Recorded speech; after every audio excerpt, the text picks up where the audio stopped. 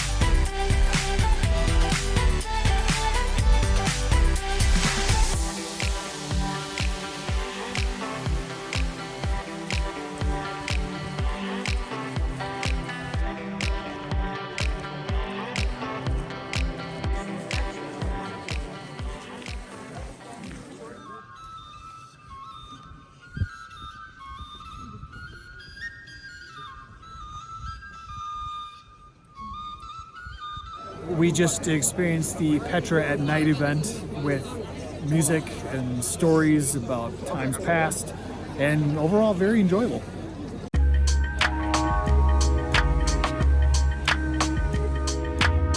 We are in Petra, and our main goal today is to check out the monastery, which I guess is up 900 some steps, and we'll see how we feel after that and maybe hit up some other trails in the area.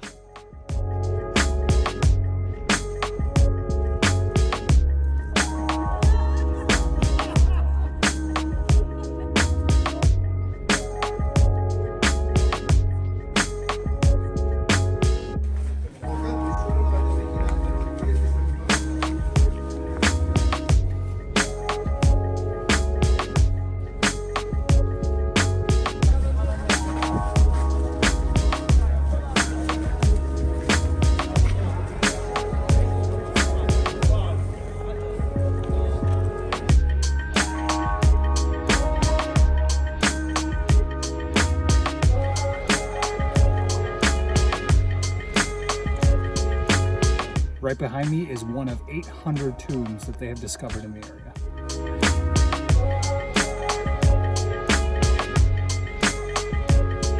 Behind me is the theater, and what's interesting about this theater compared to all the Greek and Roman theaters we had is that the Greek and Roman theaters are built by stone, brick by brick.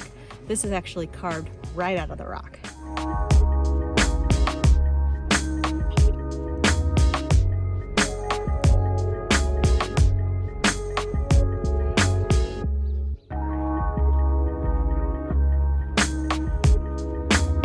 Interesting thing that we've noticed since being in Jordan is we've noticed now a couple of these nymphaeums. We haven't seen them before, or nobody's pointed them out as much. And what they are is they're public water fountains that were built at the time.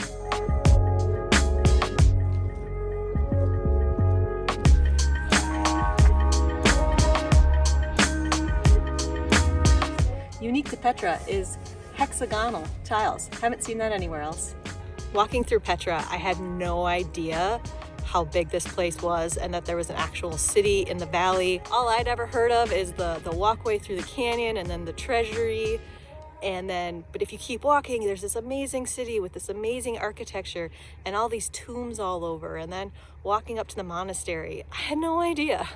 Yeah, it's pretty impressive. Again, I was in the same boat. I had no idea beyond the entrance and then the treasury, which is the place where you see Indiana Jones and his cohorts enter. And spoiler alert, there is no Holy Grail inside of the treasury. It's just an empty room in real life. And yeah, so it's just a massive complex, lots of trails that you can go on, and yeah, we'll see what we can still hit. What are we doing? We are on our way up the 900, I guess, stairs or so to the monastery.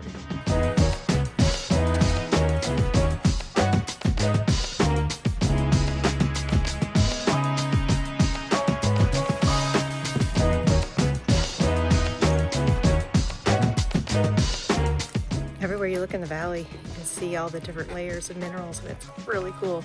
This behind me kind of looks like wood grain. Okay, we made it up here. It only took about 40 minutes. Not too bad all considering, and it's a beautiful day to get up here. On the top of the monastery, you'll notice that there's these very plain circles and very plain kind of squares jutting out. And there's two theories. One is that it never got finished. Two is that it is paying tribute to the rock and the nature around it.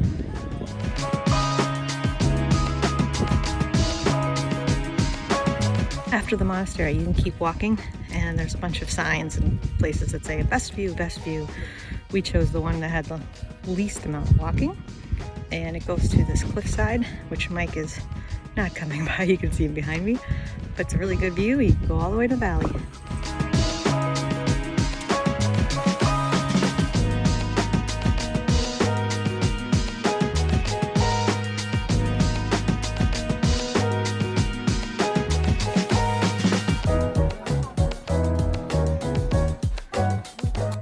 Petra is known as the Rose Red City because of the multiple red rocks.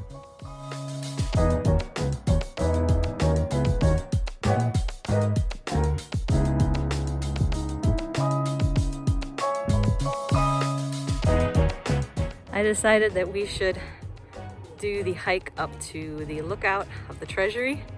It was a much longer and higher hike than we thought, and then we get to the end and it's a store, and so you really can't even go in, and then it's full of cats, so Mike couldn't go in anyway.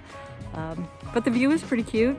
We have finished our day here in Petra and just kind of wanted to wrap up our final thoughts with it. It was long, but you could absolutely do Petra in a day. It's very pretty. There are way too many picturesque sites everywhere. I enjoyed it here. I'm just really tired. Yeah, same. Yeah, I'm definitely going to be sleeping hard tonight.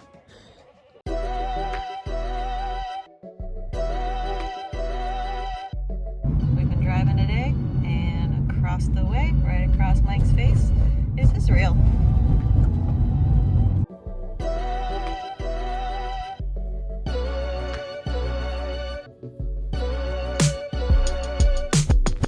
So we're driving back today to Amman, and about halfway between Petra and Amman, going around the Dead Sea, you can stop at a museum called The Lowest Place on Earth.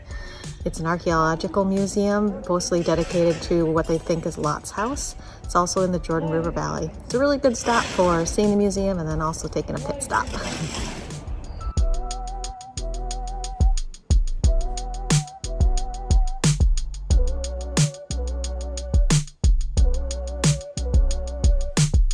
All right, after the museum, we had some peanut butter and jelly surrounded by lots of flies.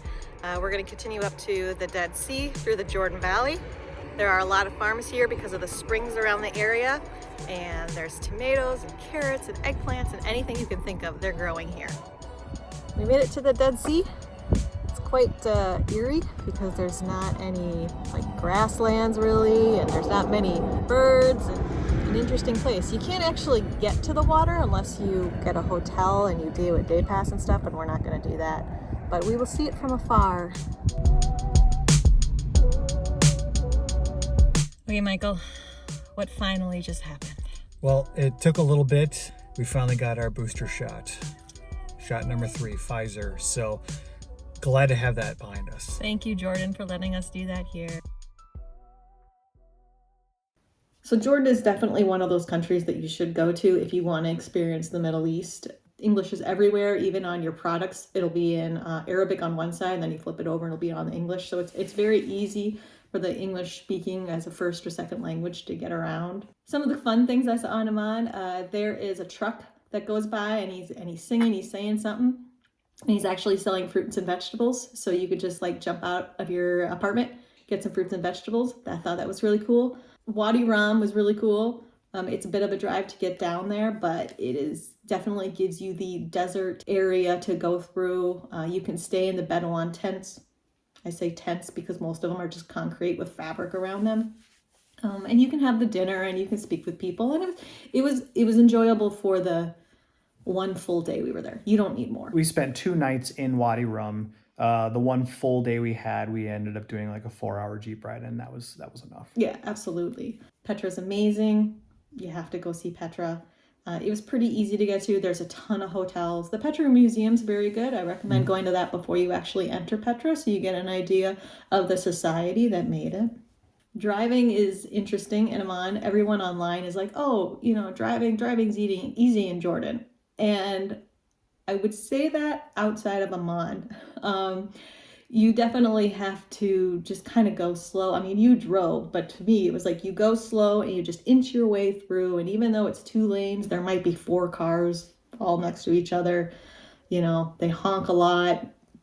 It was a little bit stressful. I'm glad we left on New Year's Day, so there was nobody on the road, and we came back during light. I would not have wanted to come back in the dark, so I'm glad we came back early. I'm glad we went to the Dead Sea and the Jordan River Valley. That was interesting to get down. I mean, Jordan has all these amazing mountains. You go up, and the valleys you go down.